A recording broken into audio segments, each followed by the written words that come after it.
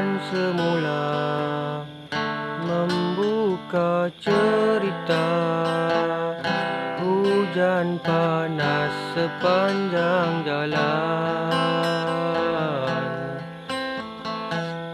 Terketar jemarimu melukiskan rasa di sejarah yang berlalu.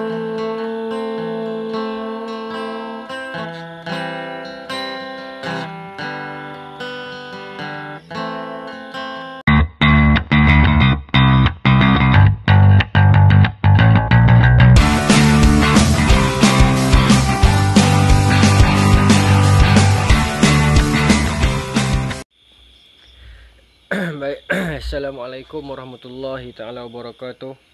Alhamdulillah, malam ni kita akan membicarakan satu perbincangan yang saya kira sesuai dibicarakan pada fasa-fasa sekarang, pada musim-musim sekarang, iaitu perbincangan tentang kerajaan Islam di India. Memandangkan apa yang sedang berlaku di bumi India sekarang, apa yang sedang menimpa umat-umat Islam di bumi India sekarang, maka saya kira ini adalah satu fasa yang sesuai untuk kita ceritakan. Rupanya Islam pernah gemilang di bumi India dahulu. Kalau kita menelusuri sejarah Islam di bumi India ini, kita akan tidak dapat terlepas daripada menyebut beberapa nama besar seperti mana Shah Jahan, kan? Taj Mahal semua orang tahu. Kemudian ada 3-4 nama yang terkenal dalam sejarah Islam di India. Sejarah Islam di India ini disebut sebagai kerajaan dinasti Mughal di India, ataupun setengah menyebut sebagai dinasti Mongol. Ya, dia Mongol juga, tetapi peralihan bahasa itu menyebabkan orang sebut Mughal ataupun Mughal di India. Tapi pokoknya adalah dia adalah satu dinasti Islam di negara India. Dia bermula oleh seorang pemimpin Islam ketika itu yang bernama Zahiruddin Ahmad Babur, ataupun dikenali dengan nama Babur lah, lebih terkenal dengan nama Babur. Babur ini bermaksud harimau, yang satu pemerintah Islam yang hebat, yang besar. Dan Babur ini kalau kita kaji keturunan dia, bukan keturunan dia, atas dia tu, nenek moyang dia tidak lain tidak bukan, Babur ini adalah keturunan daripada Genghis Khan. Kalau tak silap saya, keturunan belah ayah dia kot pergi kepada Genghis Khan, dan keturunan kepada mak dia pergi kepada Tamerlane. Tamerlane ni pun keturunan Genghis Khan jugalah. Jadi dia darah Mongol tu ada dalam diri, tetapi dia memerintah di benua India. Babur memerintah negara yang cukup hebat, menyatukan India, mengislamkan ramai rakyat India di bawahnya. Pemerintahan Babur tak makan masa yang lama, kemudian Babur digantikan oleh, setelah kemangkatan Babur digantikan oleh anaknya, tak silap nama anaknya Maharaja Humayun. Tapi Humayun memerintah sekejap, kemudian berlaku revolusi. Seorang lelaki yang bernama Sher Khan, ataupun disebut sebagai Sher Shah, ataupun Sher Khan lagi sesuai. Sher Khan ini melakukan revolusi, menundukkan Humayun sampai Humayun lari. Tapi bila Sher Shah merintah tak lama lah, Sher Shah ataupun Sher Khan ni merintah tak lama, kemudian Humayun dapat balik. Bila Humayun dapat balik, dia pun menyambung pemerintahan dia lah. Dia buat dasar keislaman dia meluaskan kuasa dia sampai ke kawasan India sekarang lah, Delhi, Agra dan sebagainya. Setelah Humayun ini dia mati mana? Dia mati jatuh tingkat 2 perpustakaan. Bermaksud, satu anak abang kata apa? Zaman itu telah ada bangunan bertingkat, satulah. Yang kedua, library. Dia jatuh daripada library tingkat 2. Ada yang mengatakan ditolak, ada mengatakan macam-macam lah, dia pening dan sebagainya, tapi dia jatuh. Cuma ada cerita yang kedua mengatakan dia bukan jatuh daripada tingkat 2 library, tetapi dia jatuh daripada kuda. Dalam permainan hoki kuda tu apa? Polo ke apa benda tahu kan? Hoki kuda tu kan. Tapi pokoknya Humayun mati, kemudian digantikan oleh Jahangir, anaknya. Jahangir merintah pun hebat juga. Jahangir ini ataupun dikenali dengan nama Jamaluddin Akbar. Terkenal lah Jamaluddin Akbar ni. Orang bila sebut kerajaan Islam di India, antara tokoh yang terkenal yang sering dibicarakan adalah Jamaluddin Akbar. Dia berjaya menambat hati kaum Hindu di India, bangsa Hindu di India, agama Hindu di India. Orang-orang India beragama Hindu suka dengan Sultan Jamaluddin Akbar. Kerana apa? Kerana toleransinya kepada bangsa India. Baik dia warak dia, tetapi ada satu problem dengan Jamaluddin Akbar ini, dia terlalu bertoleransi. Islam bagi toleransi, tetapi saya bawakan contoh. Jamaluddin Akbar dia mengasaskan satu sistem pemerintahan, sistem dalam dia punya sistem ni disebut sebagai din ilahi ataupun din ilahi, jalan ketuhanan. Dengar macam Arab lah, sedap lah, tetapi rupanya dalam din ilahi itu adalah satu dewan senat yang di dalam itu dia mengumpulkan semua ulama-ulama bagi setiap agama. Agama Sing, agama Islam, agama Hindu dan agama pagan yang ada di situ dikumpulkan dalam satu dewan senat. Mereka ini ibarat satu majlis syura. So secara tak langsung ia ibarat satu orang kata apa, satu projek pluralisme lah. Kesamaan agama, meskipun Jamaluddin Akbar merupakan seorang Islam, tetapi dia macam tu, dia macam tu. Dia buat din ilahi, kemudian Shah Khana ni satu sistem undang-undang yang merai semua agama, yang semua agama ada hak, yang semua satu sudut bagus, tapi satu sudut yang lain sampai tahap dia menghapuskan cukai jizyah. Seolah-olah Islam ini sekadar dia merintah, tetapi dia tidak menjadi pemerintah. Itu saja. Maksudnya cukai pun sama level, semua sama sajalah. Jizyah semua tak ada. Jizyah ni adalah undang-undang cukai terhadap orang yang bukan Islam duduk dalam negara Islam. Kafir zimmi kan kenakan cukai jizyah. Sebagai imbalan kepada jizyah, mereka ini dilindungi oleh orang Islam.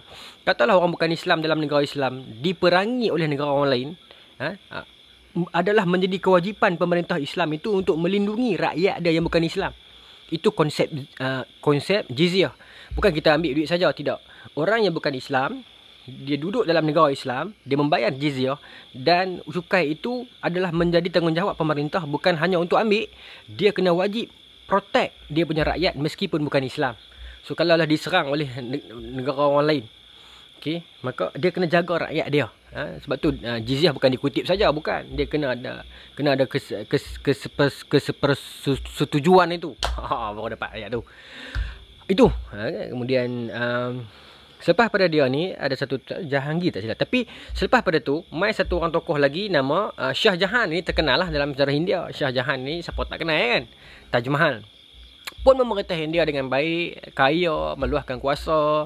Tetapi Shah Jahan ada sikit masalah kerana cinta dia yang terlalu besar kepada Mumtaz.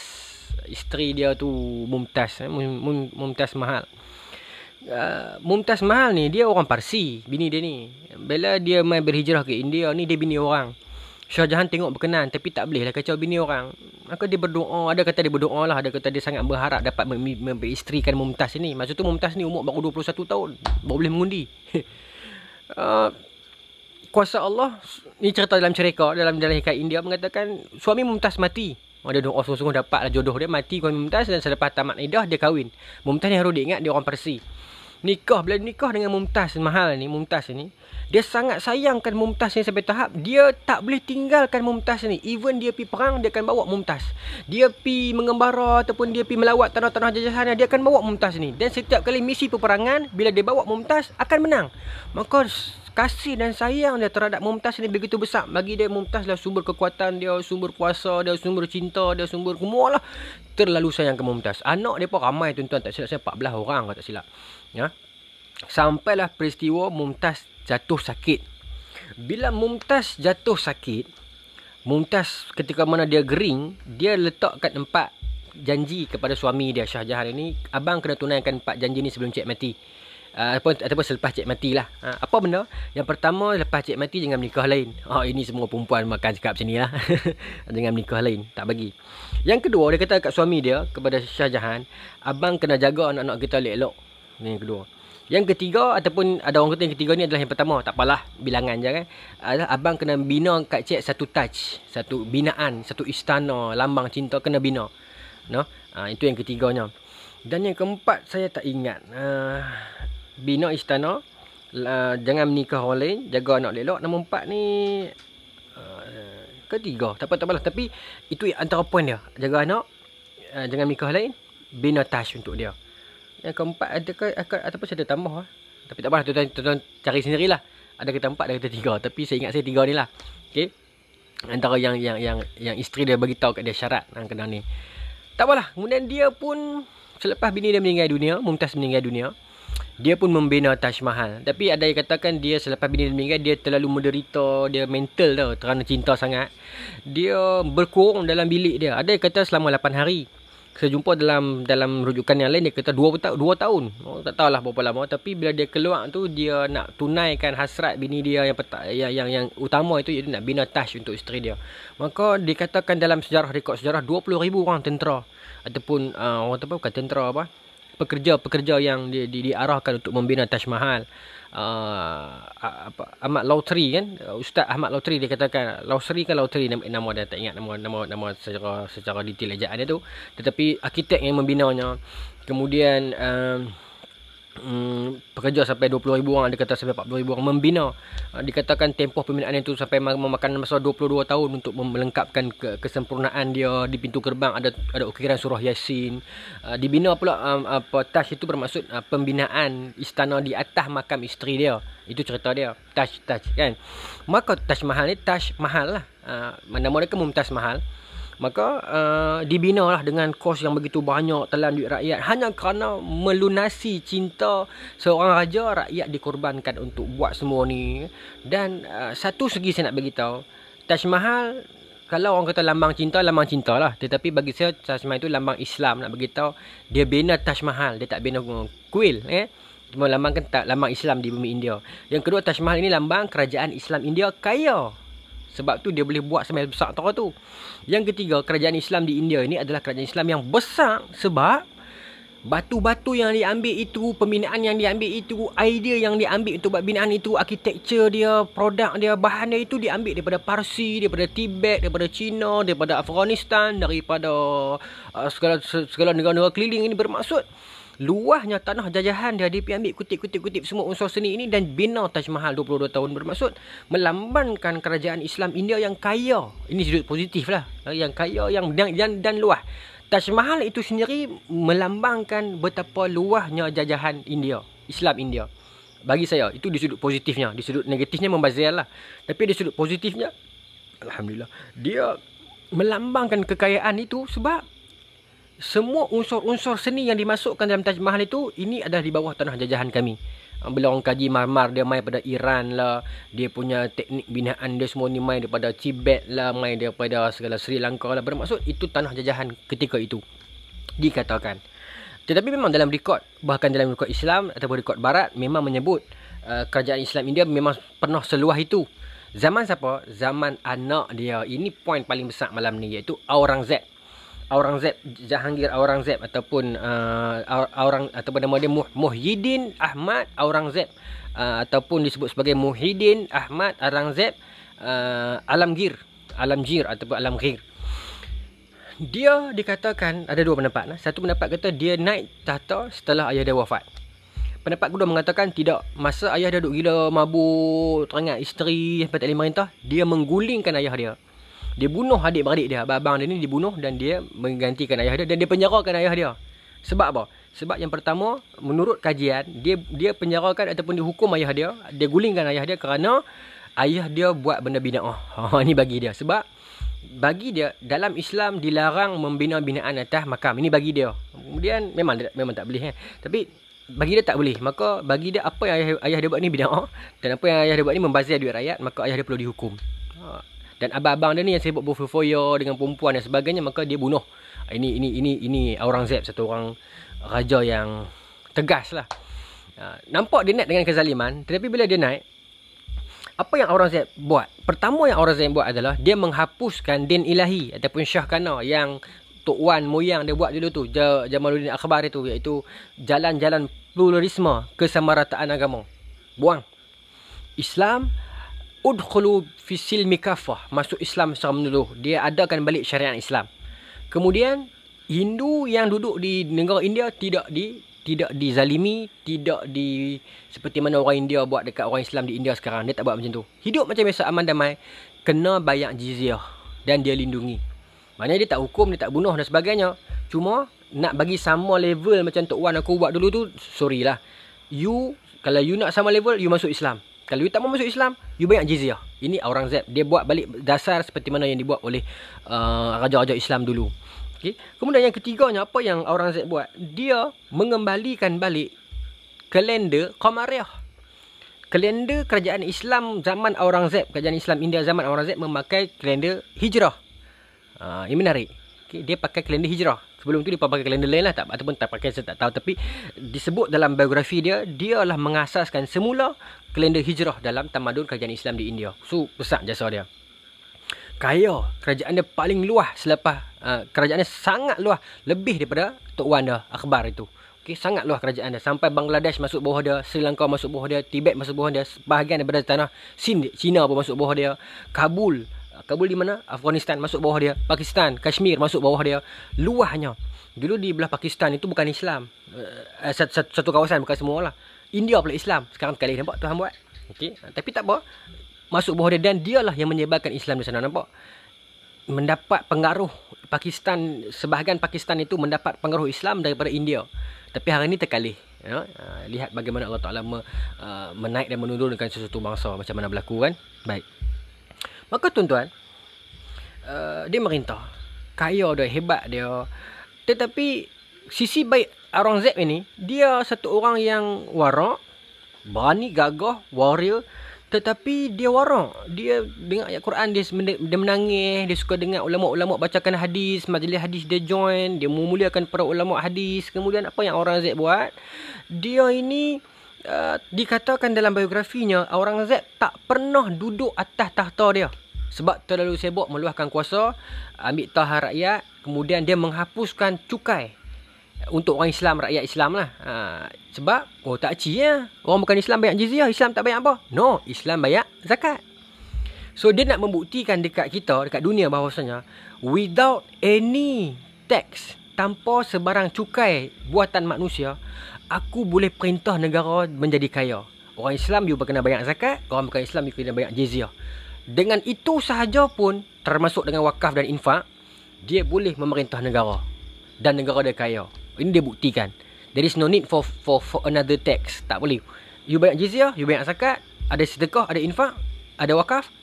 Dia boleh takbir tamadun India yang begitu besar keislamannya. Menyebarkan Islam ke seluruh pesuk Sri Lanka, Tibet dan sebagainya. Dia membuktikan. Kerana sibuk dengan urusan itulah, dia tak sempat duduk atas tahta dia sendiri pun. Kemudian apa lagi? Punya hebatnya Aurangzeb ini, tapi orang tak tahu, dia tak makan gaji. Dia tak peruntukkan gaji untuk diri dia sendiri. Dia raja. King, nak banding dia dengan raja-raja sekarang, dia jauh meninggalkan kita lah. Sebab dia, kekerajaan dia melewati Pakistan, sebahagian daripada China, Tibet, Sri Lanka, Bangladesh, whole Bangladesh, India dah tentulah, Delhi, Agra dan sebagainya. Hebat kerajaan dia, besar. Dia disebut sebagai Asoka versi Islam. Asoka ni zaman India kuno kan. Tapi dia ni Asoka versi Islam. Hebat dia. Tetapi dia tak makan gaji, dia tak peruntukkan gaji untuk dia. Jadi apa dia buat? Nak menyerah hidup dan anak dia, isteri dia, dia menganyam tikar. Ini disebut dalam catatan sejarah barat sekalipun, dia menganyam tikar. Bila ada masa lapang, bukan masa lapang lah, dia peruntukkan kerja untuk dia sendiri, dia anyam tikar, dia pandai anyam tikar. Tuan bayangkan, dia warrior, pahlawan hebat, ulama hebat, zuhad, orang yang zuhud, warak, dan juga orang yang seni. Dia anyam tikar, dia anyam tikar cantik-cantik, dan dia jual di pasar. Itulah sumber pendapatan dia. Dia kerja. Kerja dia anyam tikar. Bahkan ada rakyat dia yang lagi kaya daripada dia pun. Tapi dia kerja. Itu biasa dalam tamadun dulu. Khalifah miskin daripada rakyat, itu biasa. Kita baca sejarah Sayyidina Umar dan sebagainya kan. Dia anyam tikar. Tetapi satu lagi yang paling menarik tentang Aurangzeb, yang saya rasa orang akademik mesti tahulah. Dialah yang mencetuskan satu kod, satu silibus, satu Bible, satu Alkitab, rujukan rakyat India dan menjadi sumber dunia juga hari ini. Satu kitab yang rujukan muktabar dalam mazhab Hanafi, iaitu dia mengarahkan agar ditulis satu kitab. Nama kitab itu disebut sebagai Fatwa Alamgiri, sebenarnya nama dia lah. Aurangzeb Muhammad Alamgir. Kitab tu kalau tuan-tuan cari ada Fatwa Alamgiri, ataupun setengah orang menamakan Fatwa Hindiah ataupun Fatwa Hindi. Dalam tu menghimpunkan fatwa-fatwa, kod-kod syariat, pendapat-pendapat ulama dan perbincangan fiqh, termasuk dengan bab-bab macam-macam, termasuk bab puasa, bab tayamum, bab solat, bab pemerintahan, macam-macam syariat jenayat semua dihimpunkan dalam itu Fatwa Alamgiri, tetapi versi mazhab Hanafi, kerana mazhab Hanafi mazhab rasmi ketika itu di dalam negara dia. Dan kitab itu sampai sekarang ditahqiq balik dan menjadi rujukan mazhab Hanafi sampai hari ini. Itu sumbangan terbesar dia. Yang sampai hari ini orang menumpang jasa itu, pengikut-pengikut mazhab Hanafi masih memakai fatwa Alamgiri sebagai rujukan. Dialah yang memperuntukkan grant government untuk menghimpunkan para ulama, disebut sampai ada mengatakan sampai 500 orang ulama dihimpunkan, berpuluh tahun diperuntukkan, panggil ulama no bincang tulis dan sebagainya. Akhirnya tertulislah sebuah fatwa, sebuah kitab yang menjadi rujukan Islam oleh rakyat-rakyat Muslim di India, Fatwa Alamgir ataupun Fatwa Alamgiri ataupun Fatwa Al-Hindiyah. Okey. Maka tetapi itulah orang-orang India yang Hindu ramai di sana rasa macam tak puas hati sebab yalah, baik macam mana pun it's always ada orang tak puas hati. Dia ditekan dan akhirnya kerajaan yang terlalu besar, kabinet dia pun tak banyak membantu. Dia mangkat. Dia tak dibunuh, dia mangkat. Kemudian masuklah pengganti anak-anak cucu dia yang lemah. Akhirnya Inggeris masuk. Bila Inggeris condong ke arah agama Hindu dan akhirnya Hindu mendominasi India seperti mana dunia hari ini sekarang dapat lihat. Baik, sebagai hujahan balas, orang kata Alamgir ini zalim, kerah terhadap orang Hindu di India. Tidak benar sekali-kali. Bukan kerana saya membelanya kerana di Islam, tapi saya nak di sudut keadilan, saya nak bela almarhum Aurangzeb ini. Kenapa? Bukti paling jelas adalah hari ini Hindu di India majoriti di India. Hindu majoriti di India. Dengan besarnya kerajaan Aurangzeb dulu tu, kalaulah dia zalim terhadap agama Hindu di India, hari ini tidak wujud lagi seorang pun Hindu di bumi India. Tetapi kenapa hari ini ramainya Hindu di bumi India? Bermaksud zaman Aurangzeb dia tidak membunuh orang Hindu. Dia tidak pernah menghalang orang Hindu. Dia bagi bantuan, dia bagi BRIM, dia bagi BSHM, bagi. Cuma bayarlah jizyah. Orang Islam pun bukan duduk free, bayar zakat. Maknanya kenyataan yang mengatakan dia zalim, dia membunuh orang Hindu tidak betul. Kalau kita dibunuh orang Hindu, mungkin kerana kesilapan yang dibuat. Sama macam dibunuh orang Islam yang buat salah. Sama macam undang-undang di Malaysia pun. Kalau ada penjenayah itu, dia Islam ke, dia bukan Islam ke, dia salah, tetap salah. Tetapi itulah, it's always ada haters. Tapi bukti paling jelas untuk menjawab hujahan ini, tuduhan itu adalah hari ini Hindu tertegak di bumi India. Kalaulah dia zalim, dia bunuh orang Hindu ketika era dia, maka tidak ada Hindu pun di India sekarang. Tetapi kerana dia toleransi. Cuma dia tidaklah sampai tahap plural macam moyang dia dulu tu. Jamaluddin Akbar itu, dia tak sampai tahap tu lah. Dia warak dan dia banyak berjasa kepada Islam, khususnya di bumi India dan khususnya dekat Asia Timur kan, India kan, Asia Selatan, Asia Timur, area-area tu. Sampai sekarang lah Pakistan menumpang jasa dia, Sri Lanka menumpang jasa dia, Bangladesh menumpang jasa dia. Hebat almarhum Sultan Muhyiddin Aurangzeb Alamgir. Kita doakan kesejahteraan untuk roh baginda. Itulah sedikit sebanyak saya dapat kongsikan tentang kerajaan Islam di India. Islam pernah bertapak besar dan mewah di bumi India. Jangan kita sangka Islam saja Arab. No. India banyak sumbangan terhadap Islam. Bahkan hadis dihidupkan kembali di India. Tetapi hari ini malangnya sedih kita menyaksikan apa yang sedang berlaku kepada para cendekiawan Islam, para ulama Islam, para saudara Islam kita di bumi India. Kita doakan kepada Allah Subhanahu Wa Taala agar saudara-saudara kita itu dilindungi dan semoga bertemu kedamaian di sana insya-Allah. Itulah malangnya episod duka daripada kesilapan pemerintah, iaitu para pengganti Aurangzeb, anak cucu dia yang lemah, yang akhirnya menyebabkan bangsa lain mendominasi, penjajah masuk dan akhirnya seperti mana yang kita dapat lihat di bumi India sekarang. Nasib saudara-saudara Islam kita di sana. Kita doakan agar kembali tenang dan kembali tenteram, agar Islam kembali tertegak di bumi India insya-Allah. Assalamualaikum warahmatullahi taala wabarakatuh.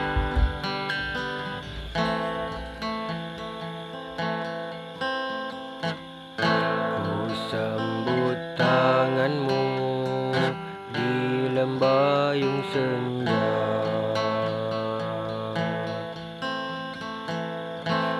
lukisan sejarah mengukir kulitmu,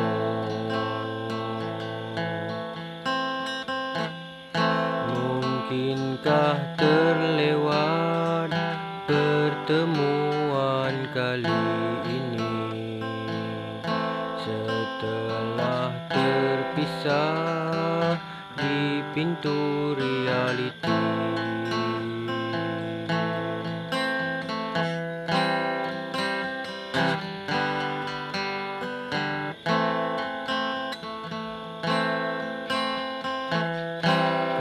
Kepulangan semula membuka cerita, hujan panas sepanjang jalan,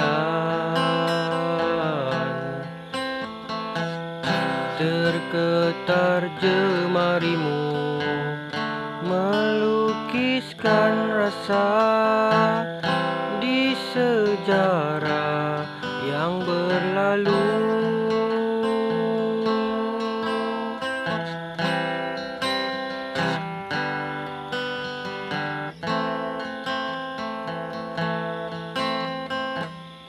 Cahaya di mata tak seindah dulu, gagah semangatku diburu rindu, mencari yang hilang dan yang lemas masa lalu. Kau sekuntum bunga yang semakin layu.